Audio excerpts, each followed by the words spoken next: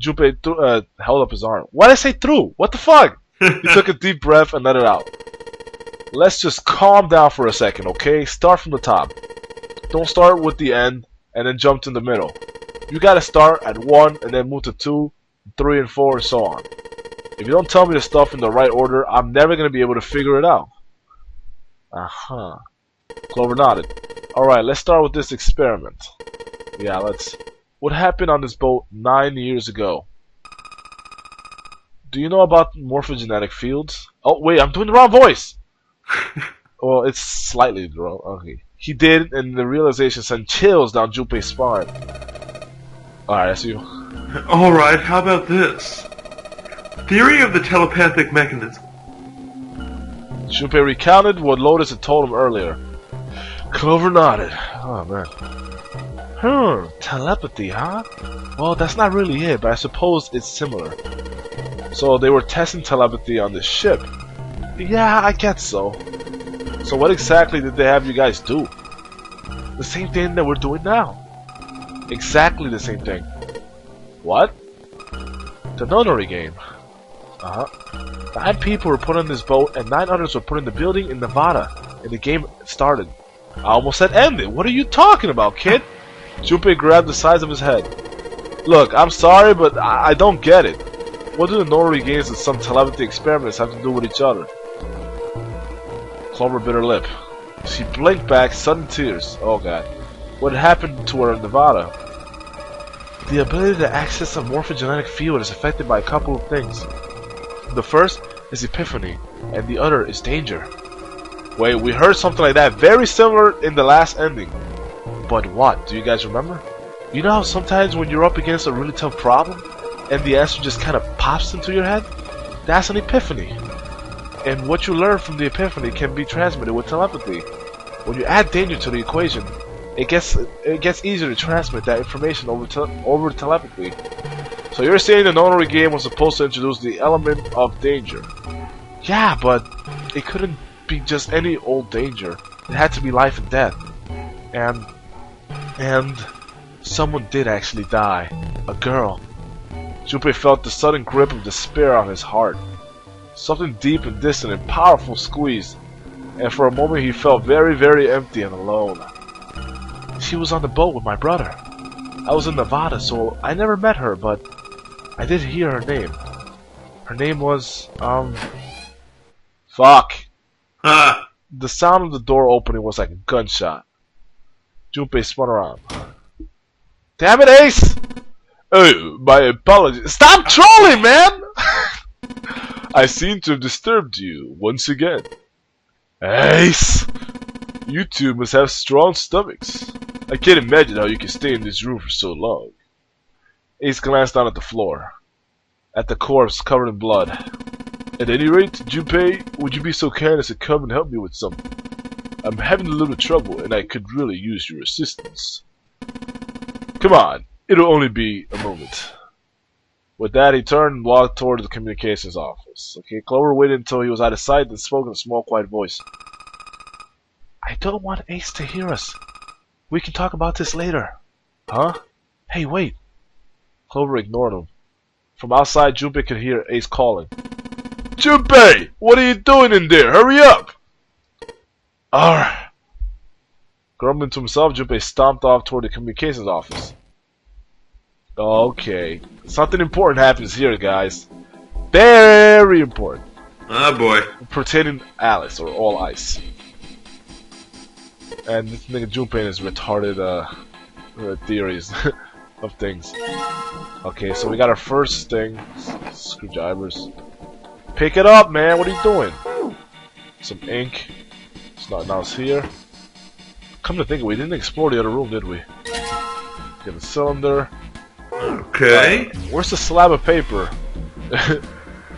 Every time I think a slab of something, oh, there we go. I just remember your freaking Let's Play Tales of Fantasia. Remember when you were doing that pirate's voice? It's like, what do pirates eat? And you're like, you're gonna get 2 potatoes and a slab of meat. You're gonna get 2 potatoes and a slab of meat, you're gonna like it. Oh, well, I'm not focused. I want to hear nothing about you being a vegetarian then. That freaking made me laugh so hard. Oh my god, you have no idea. It's so funny. Hey, man, where'd that come from? That's just so random. I'm telling you, I just start talking and that kind of stuff just starts coming out. Man, it's ridiculous. Wait a second. What the fuck? Where's the Morse code thing? It's supposed to be. Oh no! Wait! I'm an idiot. I'm an idiot. It's right here. Oh my god! I'm so fucking dumb. All right, let's give this a shot. Okay, press for the dot. No! Deep. Damn.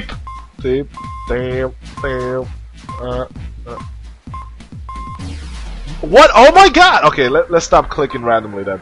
Let's take our time, time it. We have to hold it down a little bit to get the line. Yeah, but if you hold it, ooh, excuse me, if you hold down even the slightest bit, it's like it will just turn into that. Beep. There we go. I love that sound effect. Good job. Okay, now we get to open this drawer. Huh? Oh, it was this drawer. Okay, it was. Okay, guys, important. Yeah, we saw a key in there. A red file lay in the drawer. Junpei reached down and picked it up. The cover read, Alice, or All Ice. Huh. All Ice. Alice. Did that mean? Of course. Junpei couldn't hold back. He had to know what was in the file. A bunch of gibberish, if you ask me. Each page was covered with strange characters. They look like tiny drawings of birds, snakes, insects, horned animals, wings, and even kneeling humans. What's that, hieroglyphics or something? I'm thinking, yeah, it's gotta be. There were many other pages in the file, and each was full of these strange symbols. What the hell is this? He didn't realize he'd spoken out loud until Ace looked over at him. They are hieroglyphics, a form of writing used in ancient Egypt. Ancient Egypt? That's right. Can you read them? Oh, no, wait, wrong voice. Of course. I can't. Ah, you dick. What would make you think that I could? What the hell? Junpei flipped through a few more pages. Something fell off. It wasn't just one or two pages. Oh god, I skipped ahead, didn't I? Every single page was covered in them. Trying to read them was pointless. Junpei wasn't gonna waste any more time with them. He made to close the file, and something fell out. He bent down and picked it up. A key card. There was a symbol on it, reminded him, okay, Saturn, Mercury cards. This one, however, had a dot in the center of the male symbol. Uranus. That's the Uranus symbol.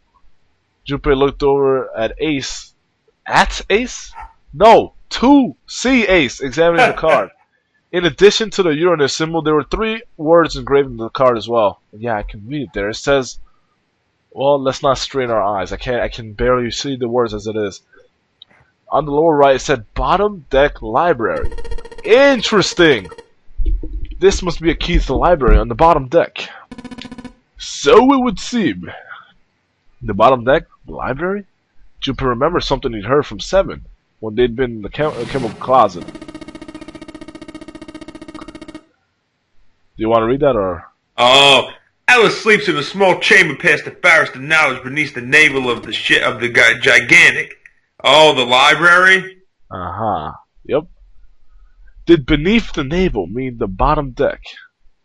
Did forest of knowledge mean the library? If it did, then was Alice in a room somewhere beyond the library? Fuck. What's wrong? Junpei blinked. Only then did he notice Ace looking at him. Curiosity and concern written across his face in equal parts. There was no reason for Junpei to hide his thoughts. He began to explain his theory to Ace. Why would you do that? Then he stopped. It wouldn't make any sense if Ace didn't know who Alice was supposed to be. So he told Ace everything June had told him.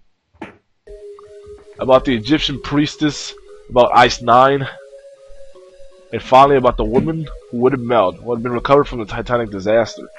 He told him about how she had been called All Ice, which would eventually turn to Alice. And how she had been purchased by an English millionaire who called himself Lord Gordain. And how Gordain had hit Alice somewhere on the ship. And you think that he hit her in a small room beyond the library on the bottom deck? Yeah. Well, I mean, I guess so. I see. Ace stared off into the distance, his hand slowly and absent-mindedly stroking his beard. Huh. After a few moments, his hand stopped. He turned slowly, looking at Junpei, and his brows drew together. Junpei, have you ever heard of the term CAS, or CAS? CAS? It stands for Cell Alive System. It is an advanced technology for freezing and preserving organic matter. Put simply, it is a technique that allows one to freeze things without the formation of ice crystals. Normally, if you freeze something fresh, water within its cells expands as it crystallizes, damaging the cell membrane. CAS, however, works differently. The objects to be frozen is super cooled using magnetic fields, and then frozen instantly and uniformly, giving ice crystals no time to form. It was originally developed for the preservation of food as an alternative to the normal freezing process. Now, however, there are rumors that it can be used for other things. What do you mean other things? Well, there are obvious medical uses, but perhaps also space travel. Space travel? Are you serious? Surely you've heard of suspended animation, cryogenic freezing. It's a fairly common idea in science fiction books and films. People are sometimes frozen for especially lengthy journeys through space.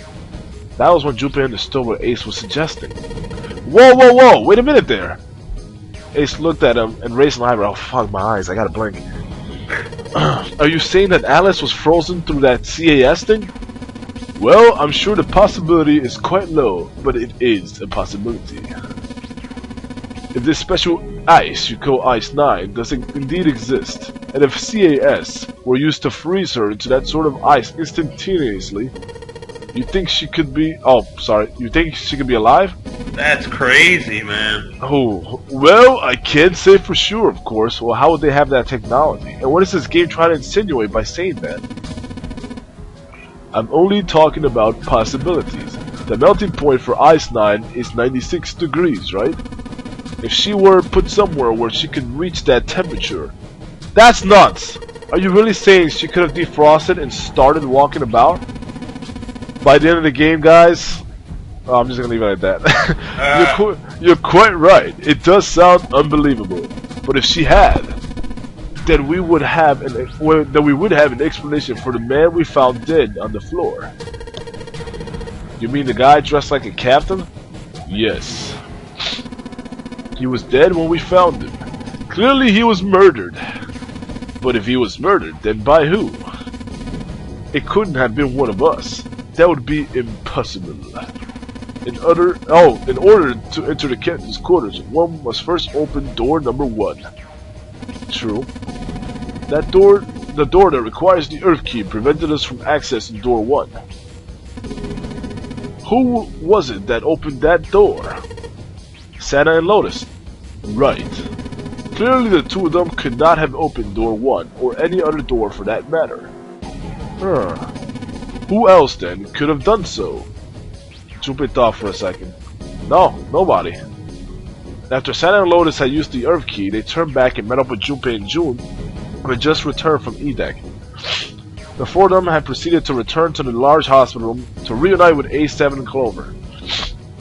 When Junpei and his team had gone into the shower room, A7 Clover had been left in the large hospital room, but they would have been unable to open door number 1. Perhaps when Junpei and June had taken the elevator to door 2, then... No, that would have been impossible.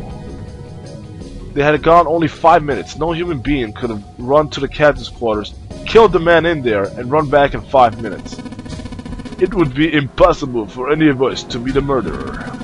That being the case, who could have killed him? Wouldn't it make sense if this killer was someone who had been in the ship for some time? A person like that would know the ship. Would know the ship as well. Would know it. Damn it! They would know the locations of all the hidden passages and secret doors. The numbered doors mean nothing to somebody like that. It would be a simple thing for them to enter the captain's quarters. Then you're saying the killer was Alice? It was Junpei's turn to raise an eyebrow. Ace drew his thumb across his lips thoughtfully. Well, this is all one possible theory. Damn. All ice. Alice. Was Alice indeed somewhere on the ship with them? Junpei had only one clue. The key card in his hand. It would, he hoped, grant him access to the Forest of Knowledge. But beyond that, what waited for him beyond the Forest of Knowledge? I wonder. Whatever might be there, however, would have to wait. At the moment, there was nothing Junpei could do. He gripped the key card tighter and shoved it deep into his pocket. Alright, new material, let's see what this is. Hold on, I gotta turn off my lights, because I want it to get creepy right now.